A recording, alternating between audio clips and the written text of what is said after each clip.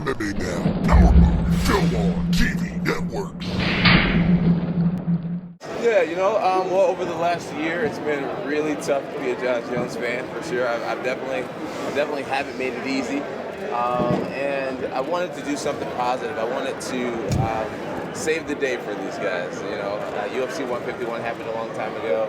It's something that some people still hold against me to this day. So getting in here for all these fans, saving this card, I felt as if it would just give me some brownie points with my fans. Jones, it's like you control your demon inside, man. Excuse me? It's like you control your demon inside. I don't understand. It's like you controlled your demon inside of you. Do you feel like you controlled the demons inside of you? Oh, okay. Do I feel like I don't really think I had too many demons. I feel alive. I feel as if I've grown a lot. I feel as if everything happens for a reason, and we're all on these different journeys and different paths in life, and we're all going to live life differently. So I feel good. I feel happy with who I am today and where I'm at today. Hey, Jon, what was your reaction yesterday with McGregor, that tweet saying he's retiring and getting pulled from UFC 200? I don't think he's retired. I don't think he's going to retire. Just a few days ago on his Instagram, he said, hungry like day one. And so a guy like Conor, he's a fighter, and he is a winner. And I don't think he would want to go out on a loss. I think if he doesn't fight again, his legacy is really that Diaz fight. So I'm pretty sure he'll be back. And hats off to him for standing up for what he believes is right. At the end of the day, business is business, and the guy obviously has respect for himself and his talents, and fights like this will help fighters in the future. So I respect his balls, I guess. Well, that sounds bad. I won't say I respect his balls. That's it. Yeah, I respect his willingness to fight for what's right. Did you understand kind of, after what you went through with UFC 151? Which one of you guys are going to headline Jon respects Conor's balls? Don't do it. Just don't do it. Did you kind of sympathize with him a little bit, making that stand? Because, you had to go through that with 151, just kind of like the venomous reaction you got. Maybe, it wasn't really deserved. You didn't... Yeah, I don't really sympathize. Conor knows what he's doing. And like I said, I believe he'll be back. So, and Conor's made a lot of money, so I'm sure he's in a position right now where he doesn't need to jump up and fight at the next event. I'm sure he can afford to take a long time off. So yeah, he'll be back. In these situations, you have, whenever there's been any issue, you haven't been all that willing to address it. This time you're talking about your sobriety and all that. What changed? Why is it cathartic for you to be able to talk about that publicly like you have? Well, I guess what's changed is, everything is out there for the public to see for themselves. So there's really no hiding anything anymore, and it's really freeing to just be so open and honest with all the fans. I believe somewhere, someone out there will draw strength from my struggles, and they'll see the way that I've dealt with them and I've come back from them, and they'll find some type of strength and inspiration from it. And me knowing that, I really am not only fighting for my own life, but I feel like I'm fighting to inspire someone else in the future. So that gives me extra added strength. Let me follow up one question on that, because addiction is obviously a lifelong battle, right? How do you, are you getting help with that in terms of, because it's never an easy thing to stay on. You've mentioned your sobriety, how many days it is, and I don't know how many it is right now. But, is somebody with you to kind of help you through that process to fight the fight, so to speak? No, I have been doing it by myself. I know I get a lot of backlash for my one-day rehab stint, but right now I feel great, and I've been doing a great job with it. I think I'm around 7 months sober, and from what I hear, rehab or addiction, it's a thing that you take one day at a time. And as of right now, I'm doing awesome with it. Just really, really proud of myself, and I hope to be, like I said, an inspiration to someone else to know that you can do it. And if I can do it, you can do it too. So let's say you don't get scratched at all in this next fight.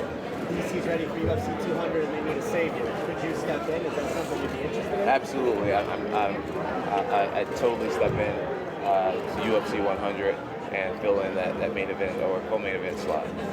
Main event slot. You fought UFC 100, now 200. That would be Yeah, I don't think. Is there anybody else? I think you might both. Unless GSP fights. Unless GSP, yeah, I would love to be the first guy to fight at UFC 100 and 200. What's it like to battle The only guy. You know, I have been my own worst enemy. You know, I've done a lot of great things throughout my career. A lot of great things for my friends and family. I've changed a lot of people's lives.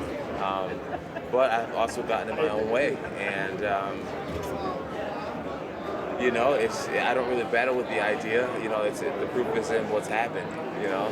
But at the same time, you know, I've grown and I can't really beat myself up for my past because my past has made me the stronger guy that I am today.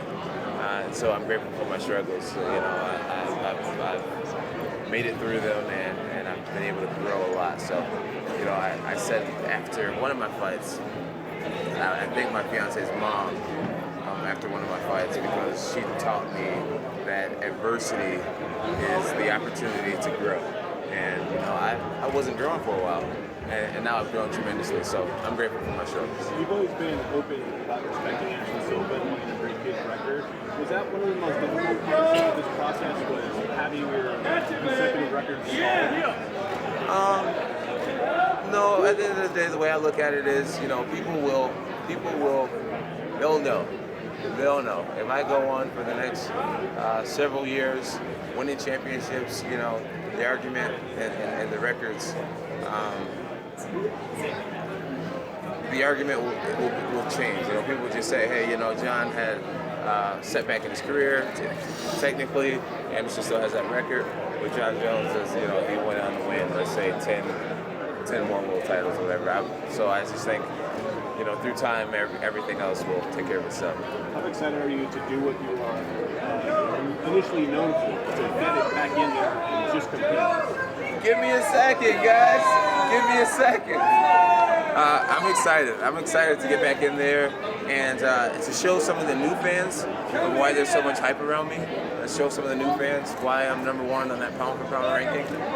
And I'm also excited to get out there and remind the old fans what I'm capable of. So, a lot of pressure for sure. But at the same time, I'm just like really just grateful, really excited, and yeah.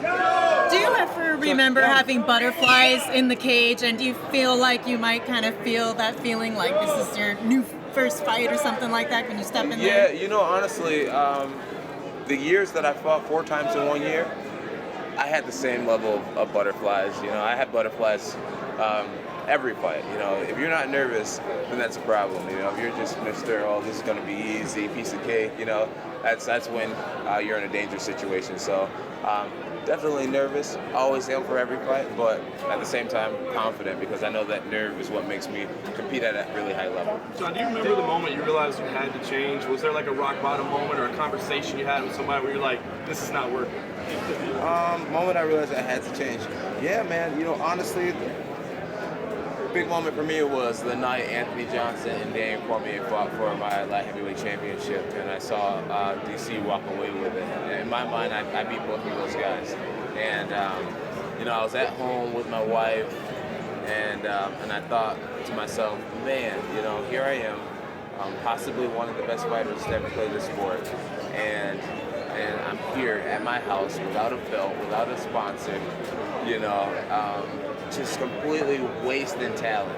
You know, I should be in this arena in front of thousands of people, in front of millions of viewers at home, but I'm sitting here in my kitchen watching this fight, you know, by myself, you know, with my family. So that night really is what made me realize, okay, Jon, you are ruining something very special, and it's time for you to pull your head out of your ass and do things right and really ace the rest of this story, the rest of this book. So that's what I'm going to do. Your brothers are professional football players, obviously. What was their advice to you? You know,